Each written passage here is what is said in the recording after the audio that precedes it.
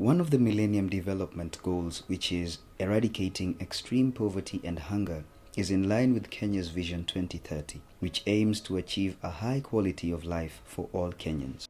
In the Kenyan strategy paper, it is recognized that more efficient and appropriate utilization of resources the country has is key to raising incomes as a means of eradicating poverty and improving livelihoods.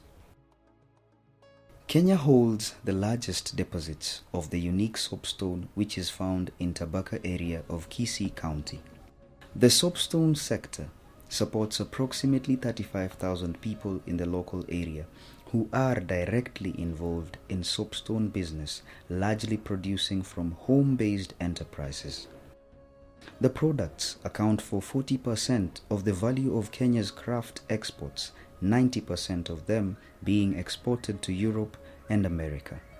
The sector has potential in the future economic and private sector development in Kisii County. Over the years, the people of Tabaka have not made significant gains in spite of this resource due to the many constraints experienced by the sector, and the area is characterized by poverty among the residents, poor roads, lack of water, and electricity in their homes.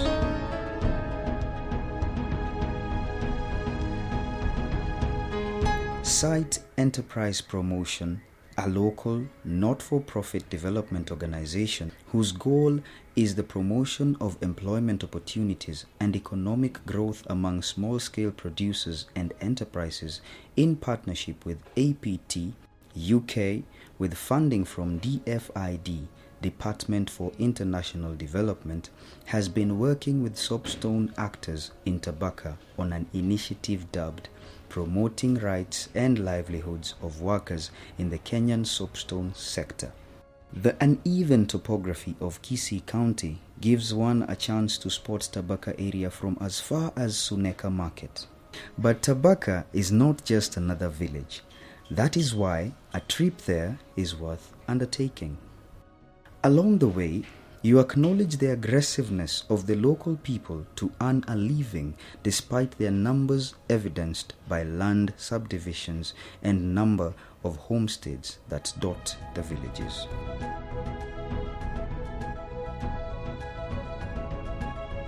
RILSOW has been working with the key actors with the aim of improving the sector by addressing the following constraints: low productivity, weakening demand for a limited product range, weak returns on labor for workers, poor incomes for the producers, poor and unsafe working conditions, poor organization within the value chain, and weak linkages with policy formulation processes.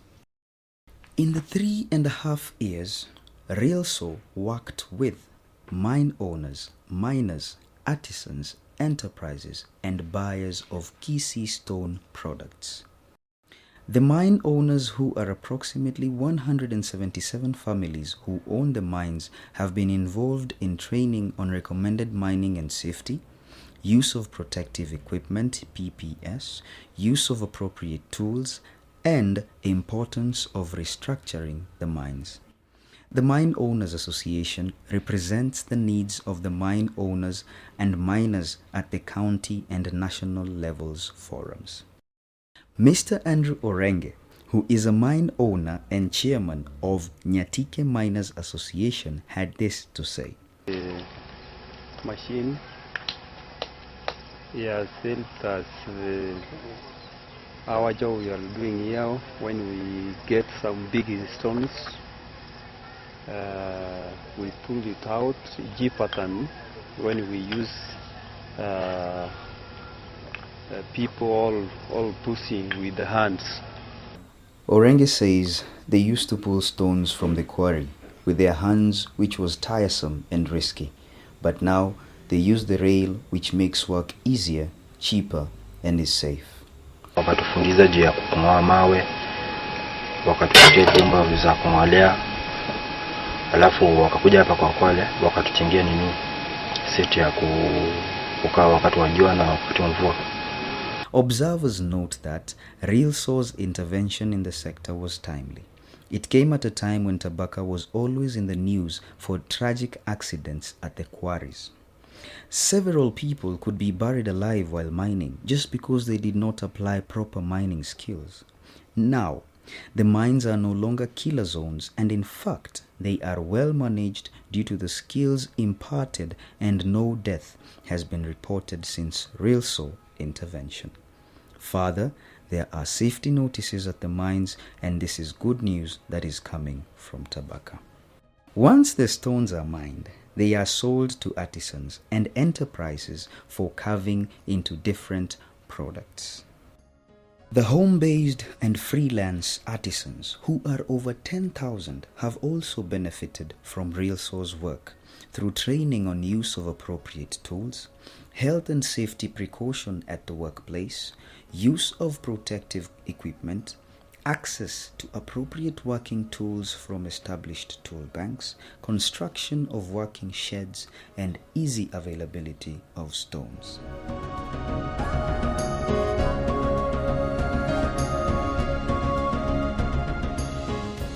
It is easy to spot women delivering their carvings to sellers, and there are numerous shops selling soapstone materials in Tabaka. Also available are service providers who are key in assisting artisans, for example, with drilling services, which makes work easier. Enterprises are individually owned businesses involved in the production, wholesaling, and export of soapstone products. They have a total of 1,200 permanent employees and also subcontract the home-based and freelance artisans depending on the volumes of their orders. Through RILSOW, 12 enterprises came together to form Kisii Soapstone Empowerment Forum, whose goal is to improve the sector for mutual benefits of all the actors. The current chairman of Kisii, Mr. Nyamukeri, had this to say on how they have worked with the RILSOW. It has really helped us to train on sides of machine training. There is machines which uses power or electricity. They have trained us how to use them. And secondly, it has trained us on occupational safety and health act, which is how to manage our workshops, our working places, to be healthy. Kisii is a fair trade enterprise and a member of Kisii. They produce and export to fair trade markets and other markets in Europe and America. It is the largest enterprise in the sector and has about 100 workers. Kisii has worked with RILSOW on training of workers, market linkages, and exposure trips. These interventions have contributed to improvement of the business operations and business growth. Ronald Masino is a carver who works as a supervisor at Kisii.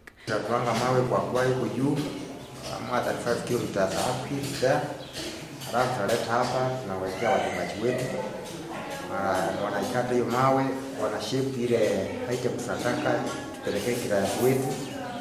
Alafu inatoka hapo inaenda kwa mama, wanapiga msaza au katatuai, inatoa huku inaingia kwa rangi. Alafu tunapeleka kwa decorator, tunaweza tunapeleka kwa watu wa Kisii, wanapaka mafuta, ndio inakuja kwa packing zao. Kimaliza packing ndio tunaweka kwa box ndogo na kuja kwa box kubwa, alafu tunaweka sticker ya nje, tunatuma ile msiwe yetu namba. Mingi tunapeleka America na Kisii Belgium.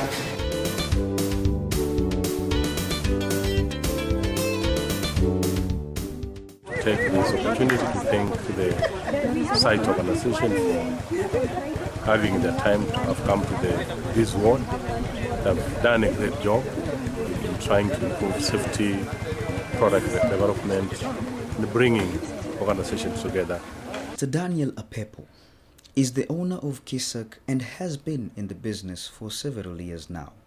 His showroom is characterized with carvings of various shapes and sizes. You will be amazed with the prowess with which workers here perform, yet there is no school of fine arts in the region.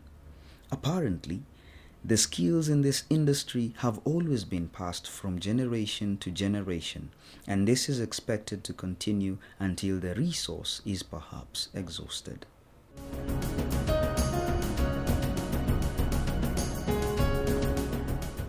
Tabaka Juakali is another member of Kisii, and James Nyabegera is the chairman of Tabaka Juakali, a member of Kisii, and has been working with the project since inception. He says that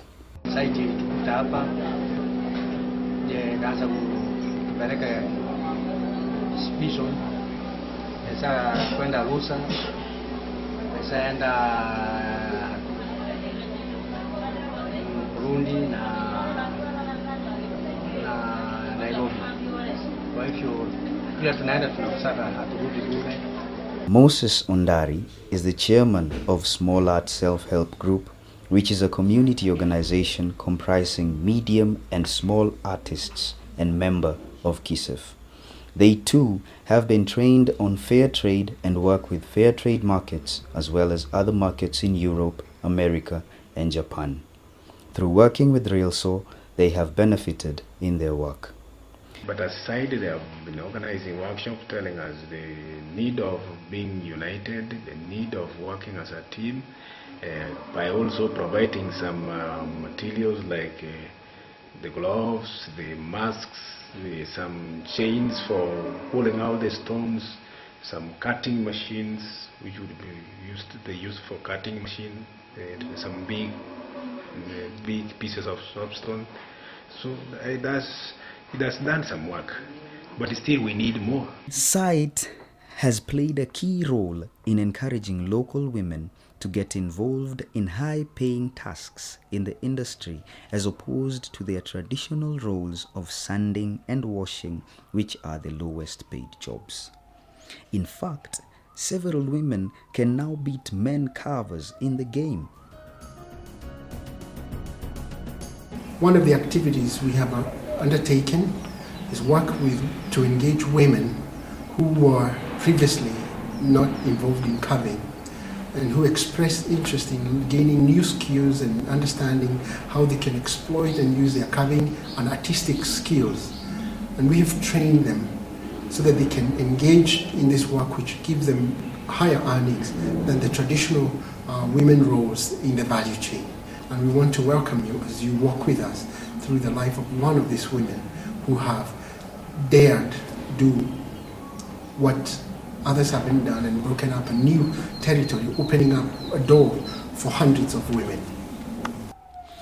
Gladys Mora, who is 38 years old, is a champion of women participation in better paying tasks. Previously, she undertook menial jobs, preparing illicit brews in order to augment her family income. She now has a new life, where she begins with her basic domestic tasks before she undertakes her carving tasks. Mora lives in a tiny piece of land in Gosere village and has to work extra hard to feed her family. She not only feeds the animals but also sweeps her compound before she leaves for her other new work, carving. A woman in carving work is a new phenomenon in Kisii, for soapstone was initially a preserve of men. But Mora has the urge, the drive, will and passion to walk that path to and from the quarries. As she returns to join her members in carving, the mother of 6 skillfully works here. Kwa maana nakaa nyumbani, nafanya kazi yangu, napata hiyo pesa, nanunua sabuni, nanunua na vitu ile vinakosa kwa nyumba, na tena naribia mtoto hata shilingi 20, na mama wengine tunapeana middle round. Mora says that unlike in the past when women dreaded this job, many have come to like it as it generates good money.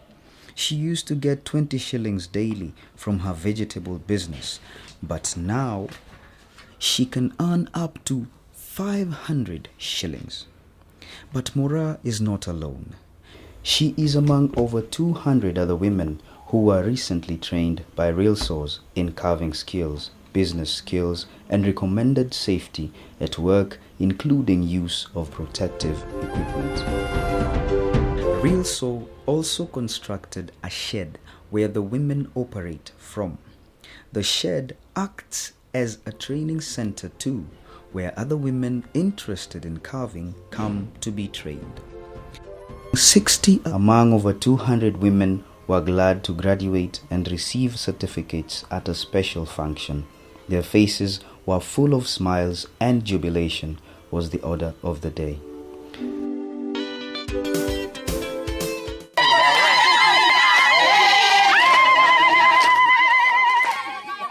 Daniel Apepo, who is also the member of Kisii County Assembly representing Tabaka Ward, was a guest at the graduation and had this to say to the women.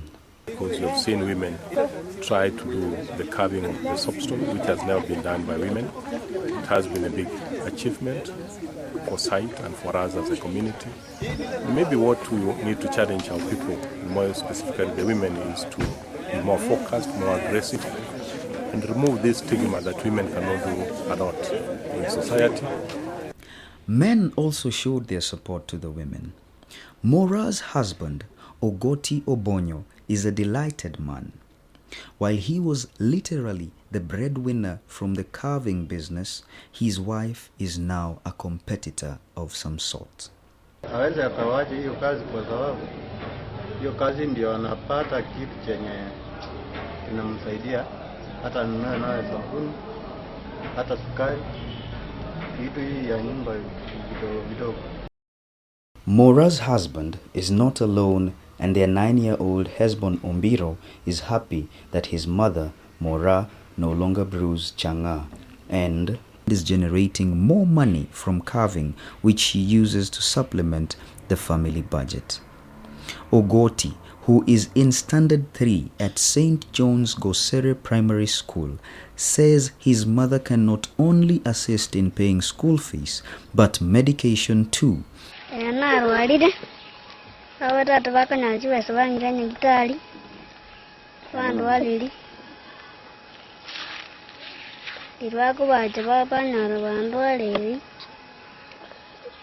The improvements by RILSOW are changing people's lives and the community.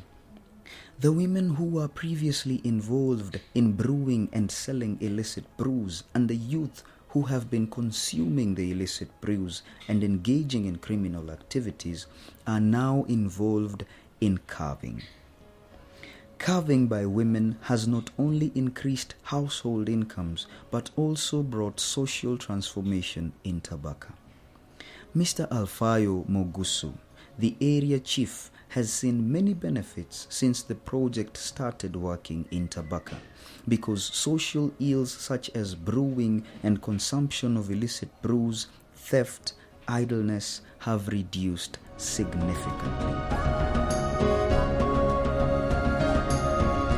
Women and more young people are now engaged fully in carving as an economic activity, which has been made possible through easy access to stones, safety at the mines, access to appropriate tools, training of women, and cooperation among the actors. We partner with the site enterprise to make sure that drug and substance abuse, and especially the use and the consumption of changa, illicit alcohol, changa and busa, have drastically gone down, because now most of the dealers who are working with soapstone, especially the carvers, have more time to work, do the production, meaning that they have now more money in their pockets. Site works through the following approaches, as reported by the program manager and the CEO. The program manager, Jane Dongo, says, We normally have field officers who come from the region, like Hesbon Obara comes from this area and is familiar with the community, speaks the language, has been a cover, so he understands the entire community organization. And that is how site delivers most of its projects, working with and through the community that we work with, in conjunction with other stakeholders, the government and other development organizations working in the area.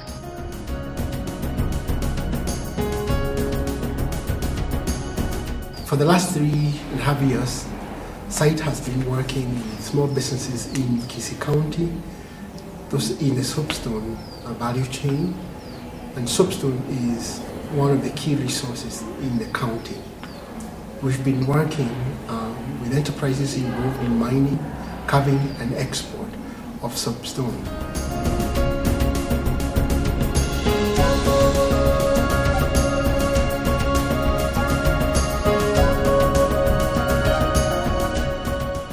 Site works with key stakeholders in the sector in advocacy and policy formulation for the sector. This is evident through the participation of the Speaker of the County Assembly in Kisii County at a local consultative forum for the sector actors held in Tabaka, and in other county and national forums held in Kisii town, which were attended by the following.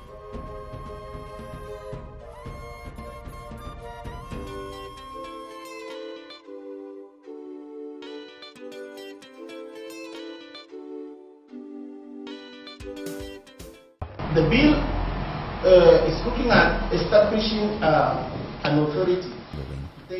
The Kisii County Executive Member in charge of trade says a county assembly bill is being formulated to strengthen support to the sector in order to increase gains at the local level and attract new investors.